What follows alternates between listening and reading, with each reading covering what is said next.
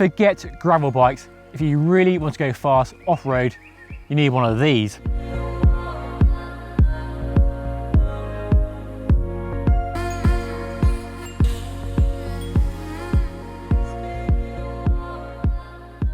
The Spark is one of the most successful cross-country race bikes ever made, and it's almost fast enough for me to keep up with Ali, my trail dog. Not quite, but almost. This generation Spark was first introduced way back in 2016, intended for the likes of Nino Schurter to really shine at the best level possible. It's a very familiar frame design now, much copied of course, but is it showing its age? Well, it's still blimmin' fast, as I've been finding out over the last few weeks. And in this video, I'll share my thoughts on this bike and how it rides, and go through all the details on this bike and give my verdict at the end of the video. So let's dive in. This model here is the RC900 Team with a full carbon fibre frame and swing arm, Fox suspension front and rear, Shimano SLX brakes, a SRAM drivetrain, Syncross wheels with Maxxis Recon Race tubular tyres, and a weight of about 26 pounds for this size large. And it costs, at the time of making the video, £4,189.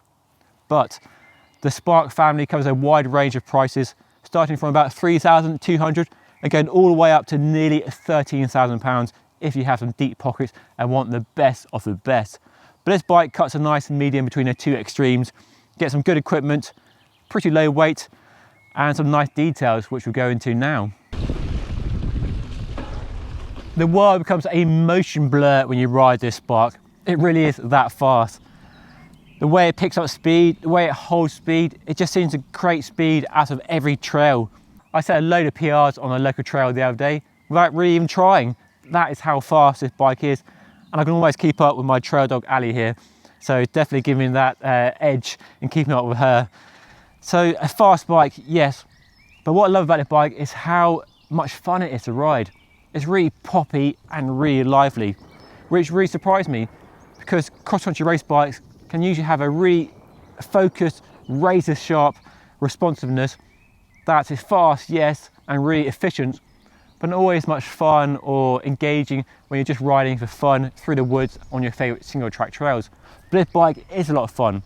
The Spark is now a familiar-looking frame design, got a nice sloping top tube for generous standover clearance, got a neat internal cable routing on either side of the down tube, space for a water bottle, which is essential these days, with a higher and lower position, so you can get a full-size bottle in there for marathon all-day riding.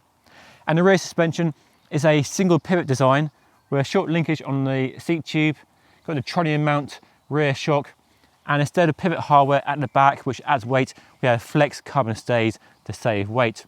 Got a small chain guide on a single chainring at the front, a BB92 press fit bottom bracket, generous tyre clearance, and the defining feature of the Spark platform launched back in 2016 is the twin lock suspension system.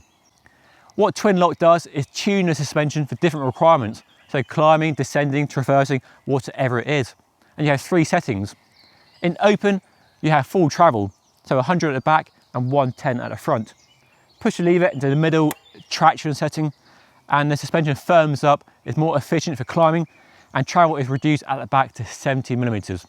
Then push it again, and you get full lockout front and rear, and that's okay for road sections, road climbs. The suspension is a highlight.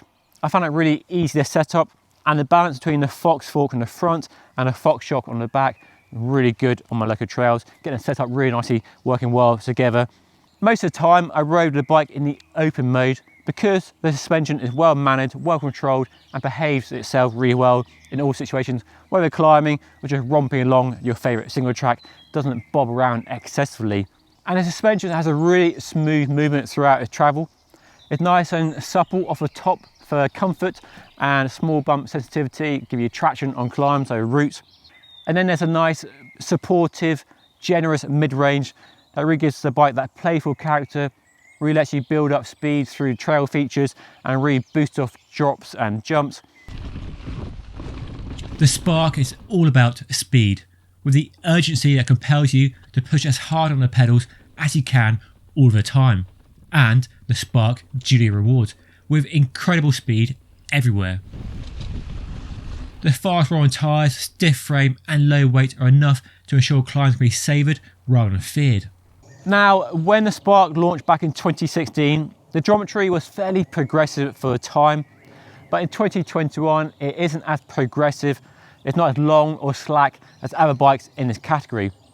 And the likes of the NS Bike Synonym, which I reviewed a few years ago, linked down below, which is much longer and slacker than this bike. And also you can throw in the Transition Spur as a rival, although it's more of a down country trail bike rather than a cross country race bike, but has a lot in common with this in terms of suspension travel, wheel size and frame design.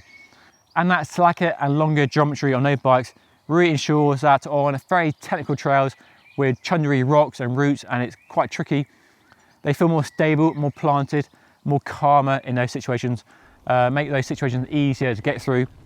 It's clearly a race bike at heart then, and duly delivers as a race bike, but it can be used as a fast trail bike for all day and marathon rides, especially if you have a need for speed. Yes, you can't take the same liberties in more technical trails as a longer travel bike or a more modern cross-country bike, but the suspension does a good job of dealing with bigger impacts and feeling smooth throughout its stroke. Let's talk about likes and dislikes after a month of riding this bike, and we'll start with a dislike, and the lack of a dropper post. I've been riding dropper posts since they were first introduced, and it probably is arguably the single game-changing component on a mountain bike that really unleashes more performance and more capability on all sorts of trails. And to be fair to Scott, they do offer the Spark in a trail version with a dropper seat post, but equally, the way cross-country race courses are going these days and being more technical, there's a bigger requirement for a drop post, and drop post on a bike, while it add a bit of weight, would just give you more capability on downhill trails, and that's one thing I would change, but an easy upgrade, but nice to have that from the outset.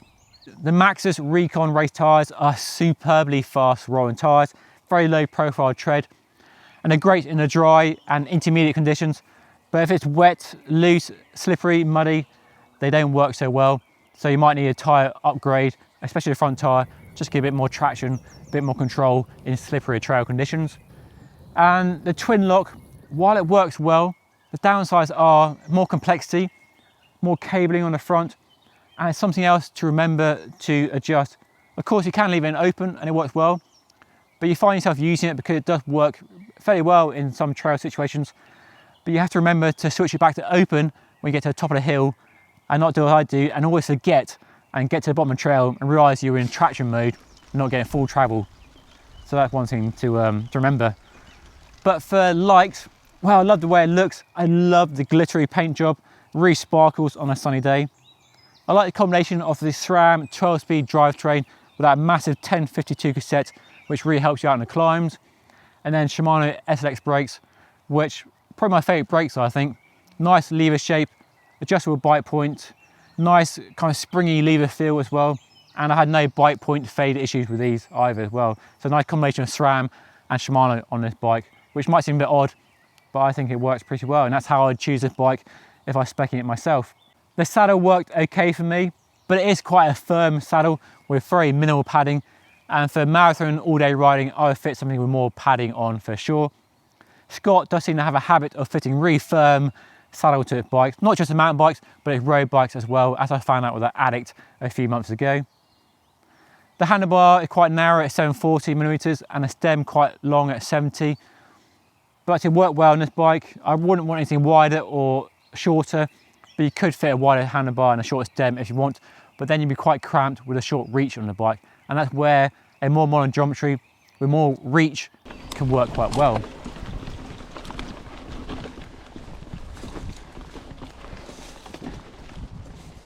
So my verdict on the Scott Spark RC 900 team then. And it's a bike I really enjoyed riding for the last few weeks because it is so fast and it makes that speed really accessible. You don't really have to try, but the PRs come very easily on this bike. And I can almost keep up my Trail Dog Alley here on it. I love the way the bike looks as well. All blacked out with a nice glittery paint job on the frame.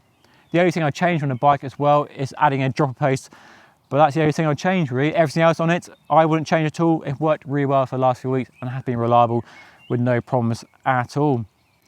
And although the geometry isn't the most up to date, I can almost forgive it for that lively, poppy, engaging and fun character it has on my local trails.